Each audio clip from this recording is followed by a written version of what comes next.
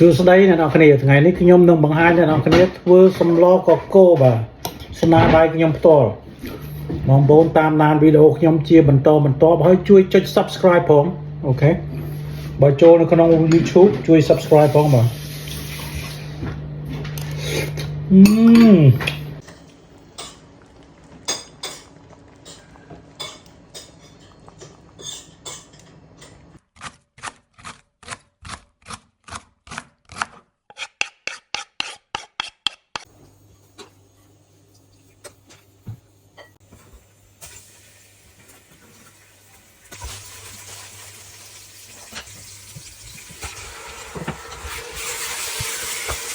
បងប្អូនអាចរកទិញគ្រឿងនេះនៅផ្សារ Kepamara បែកខាងកើតគឺហាងមករាគ្រឿងសម្លកកូរគេមានធ្វើស្រាប់ងាយបងប្អូនឈ្ងុយឆ្ងាញ់មែន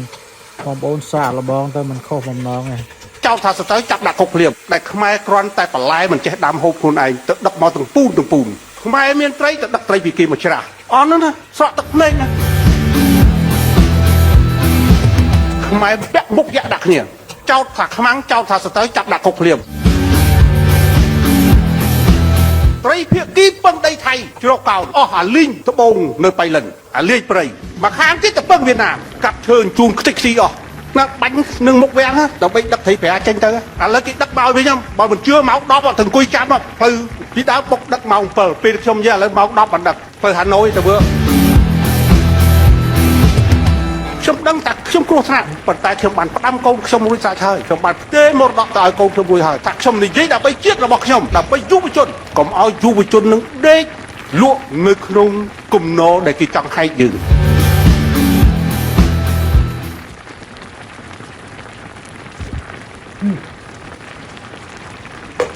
កកូរមែន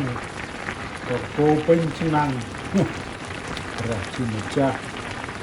កើតចាស់ឈឺស្លាប់ជាធម្មតាទោះឋានៈណារាជសេដ្ឋីអ្នកក្រអ្នកមានស្ដេចផែនដីក៏ជិះពីខ្សែមិនរួចឡើយពាក្យនឹងទីធ្វើឲ្យអ្នកខូចកម្លាំងចិត្តពាក្យសរសើរធ្វើឲ្យអ្នកវង្វេងភ្លេចខ្លួនមានពាក្យនិយាយប្រៀបធៀបថាពេលវេលាដូចជាបាក់សីដែលមានស្លាប់ហើយបានសំបីតែពេលវេលាទីកន្លងផុតទៅមានស្លឹកអីមានស្លឹកទីដាក់ស្លឹកទីដូចជាមានស្លាប់ហើយក៏ដោយក៏យើងអាចបង្គាប់ប្រាប់ផ្លូវឲ្យហើទៅបានដែរស្លឹកខាត់ណាមានស្លឹកអីដាក់ស្លឹកហ្នឹងទៅគឺទៅតាមផ្លូវប្រមាថឬមិនប្រមាថកូបើមានស្លឹកអង្គាដីទៀតលយមកមិនតែចំពោះកិច្ចការណាមួយឬកំពុងស្ថិតនៅក្នុងស្ថានភាពណាបែបណានោះឡើយអ្នកដែលជួយយើងបានល្អជាទីបំផុតនោះគឺខ្លួនឯងអ្នកទី1លើកស្ទួយយើងឲ្យថ្កានឬដែលបានច្រានទម្លាក់ដល់អវិជ្ជ័យគឺខ្លួនឯងបានប្រឹងប្រែងក្នុងលោកីផ្លត់ស្មារតីធ្លាក់អវិជ្ជ័យក៏ព្រោះខ្លួនដែរ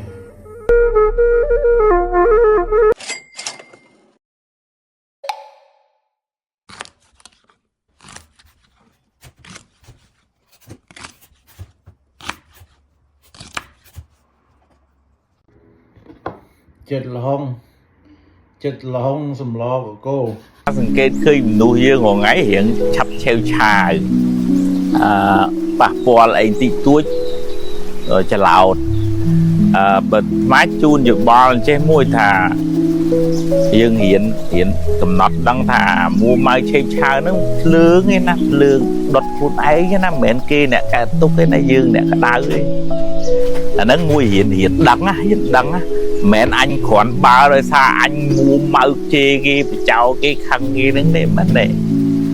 តើយើងរៀនស្គាល់ថានឹងជាសត្រូវមួយណាជាសត្រូវមួយណាជាមិត្តទើបយើងរៀនរៀបចំខ្លួនឲ្យត្រូវទី2ឲ្យមានស្មារតីនៅខ្លួនឲ្យបានច្រើន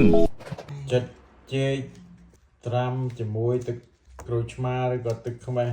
ហើយបានយើងយកទៅហាន់ធ្វើសម្លកកូរ ទី2ឲ្យមាន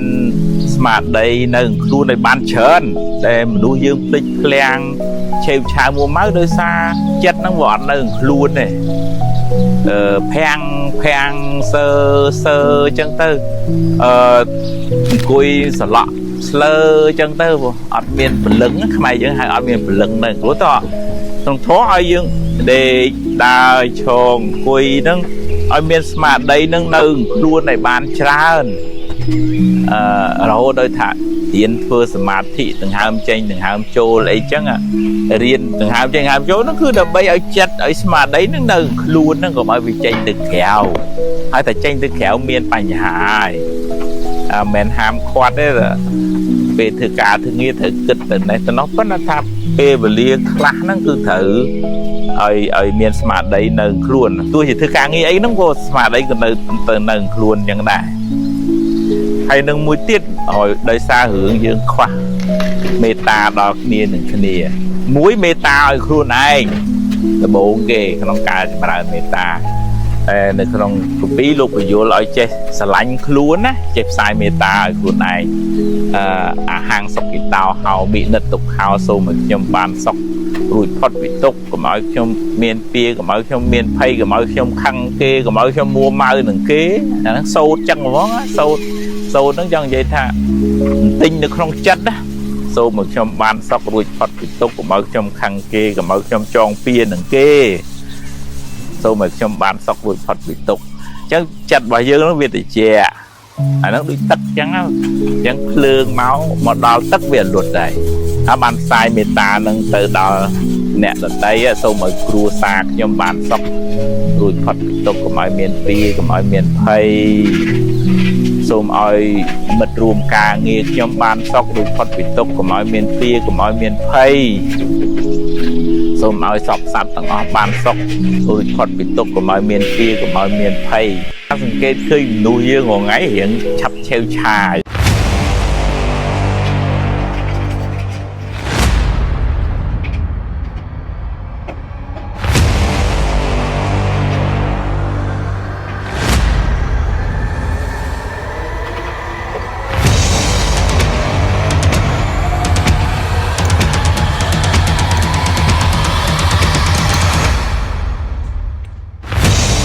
Thank you.